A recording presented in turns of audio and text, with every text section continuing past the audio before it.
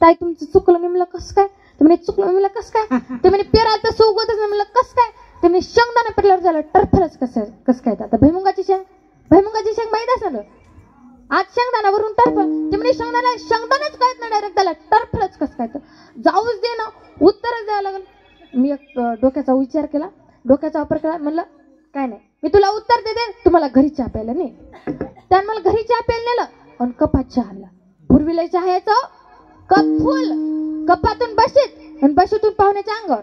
आता कपच ब्रह्मचारी झालाय, बशीचा तर विषय नाही. त्या कपात पण असं पाहावं लागतं. नाही ना, हाय लय पिणं पण चांगला नाही, थोडा पिणं चांगलं आहे. त्यानं मला कपात चहा आणला आणि म्हणे हे दराची ताई चहा. मला फक्त चहाच पाहिजे. ते म्हणे हे काय? नाही मला फक्त चहाच पाहिजे. ते म्हणे आहो ताई, नाही मला फक्त चहाच पाहिजे. ते म्हणे आहो ताई, कपाशिवाय चहा कसा येणार? मग म्हणलं टरफलाशिवाय शेंगदाणा कसं येणार? ते म्हणे तुमच्या कोठे नादी लागाव. मग आता काय आधी कळत नव्हतं का? असं समज काय प्रश्न विचारतील सांगताच येत नाही. पण प्रश्न कसला असला पाहिजे? ज्ञान देवा पुसे असा वजनदार प्रश्न असला पाहिजे. निवृत्तीची चाड गगनाहुनी वाढ नाम आहे. या नामाची ताकद साधूला विचारा, संताला विचारा, वारकऱ्यांना विचारा. अहो राम नामात किती ताकद आहे हे जाऊन रावणाला विचारा. विठ्ठला विठ्ठल.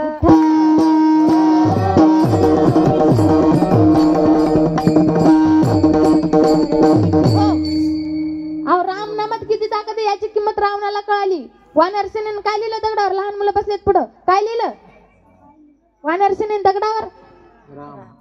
राम. आता अर्धा सेट भांडण झालता, कोणीतरी त्याचा फोटो काढला व्हॉट्सअपच्या ग्रुपला टाकला.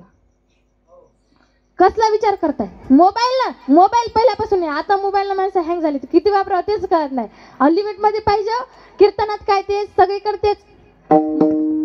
आधी झाले बरं का मोबाईलचं प्रकार. आधी तिथं माती होत असते. विठ्ठला विठ्ठला.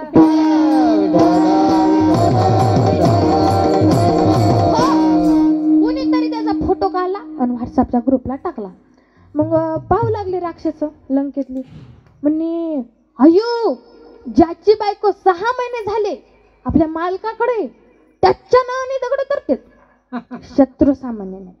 जगायचं असेल पार्टी बदलायला लागली. मग संध्याकाळच्या या राक्षसानं त्या राक्षसाला, या राक्षसानं त्या राक्षसाला, अशी 5000 राक्षसांची मीटिंग भरली. आणि मग काय म्हणे काय करावं रे, काय करावं म्हणजे काय नाही, रावणावर मोर्चा काढू. गेलं रावणाकडं. म्हणे सरकार, शत्रू सामान्य नाही, नावाने दगडा तरतेत, तुमच्यात ती ताकद आहे का? रावण म्हणला कोणीतरी पिन हाणली गड्या, त्याच्याशिवाय एवढी बोलतच नाहीत.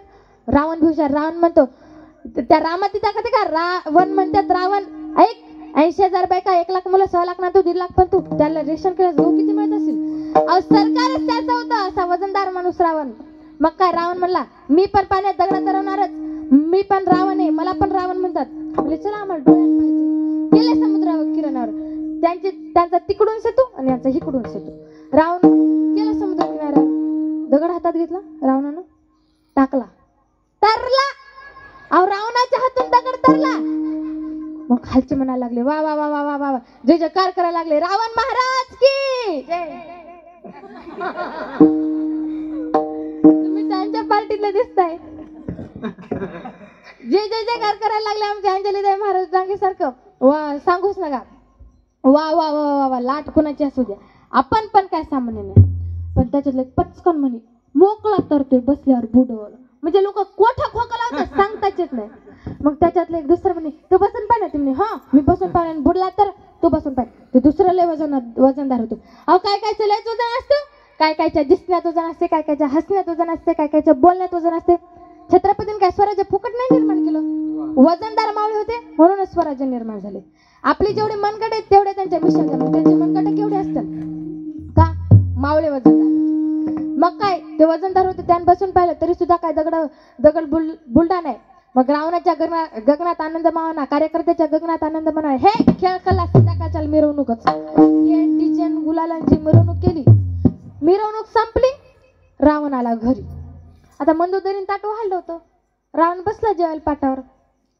नेमका घास घेतला, नेमका तोंडात घालणार की मंदोदरी म्हणली मालक तुमच्या हातून दगड तरलाच कस काय? कारण आपण कितीही फुकटच्या गप्पा मारू द्या, मालकाची खरी क्वालिटी मालकिनीलाच माहिती. म्हणतो तरी म्हणली हे मरणाचं पापी याच्या हातून कुठं दगड तरत असते का? कस काय तरला बुवा? रावण म्हणला मरण पण तुला सांगणार नाही. नाही सांगावंच लागेल. मग काय आता स्त्री हट्ट बालहट्ट म्हणून म्हणे सांगतो. ऐक, मी सैनिकांचं मनोधैर्य खचू नये म्हणून मी एक राजकारण केलं. ऐक, मी समुद्र किनाऱ्यावर गेलो, दगड हातात घेतला. मला माहित होतं माझ्यातून दगड बुडणार आहे. मी दगड हातात घेतला आणि त्या दगडाला म्हणलो, ए दगडा, जर तू बुडला तर तुला राम नामाची शपथ आहे. बघा, रावणानं दगड पाण्यात बुडू नये म्हणून दगडाला राम नामाची शपथ घातली. एवढी रामनामात ताकद आहे. आमचे तुकोबा म्हणतात, भक्तानं साधकानं वैष्णवानं भक्ती केल्यास फळ मिळतं, यात काय नवल नाही. दुश्मने वैरी, पण वैरानं जरी नामसंकीर्तन केलं ना त्याचं कल्याण झालं.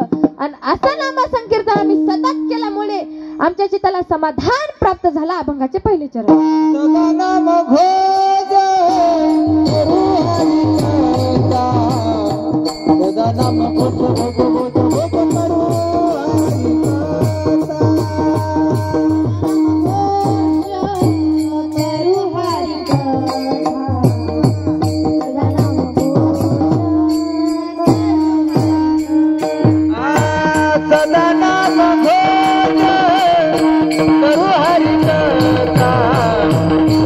नाम भोज भोज भोज भोज करू